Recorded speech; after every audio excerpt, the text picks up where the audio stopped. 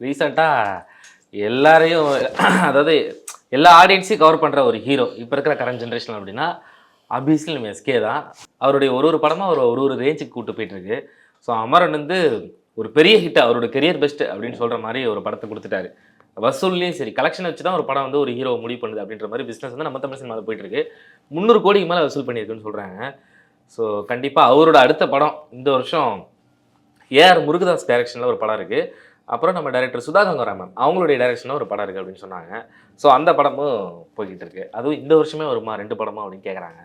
இல்லை, இந்த ஜென்ரேஷனுடைய most brilliant ஆக்டர்னா நான் சிவகார்த்திகேயனை தான் சொல்லுவேன். ஏன்னா தன்னை எப்படி நிலைநிறுத்திக்கணும், தன்னை எங்கே கொண்டு போய் வச்சா தான் அடுத்த உச்சம்ன்றது தெரியும், தான் யார் அப்படிங்கிறத ரொம்ப அழகாக புரிஞ்சுக்கிட்டு அதை பர்ஃபெக்டாக கேட்டகரைஸ் பண்ணி தன்னுடைய ஃபுல் பொட்டன்ஷியலையும் போட்டு யூஸ் பண்ணிகிட்டு இருக்கிற ஒரே நடிகன் சிவகார்த்திகேயன் தான்.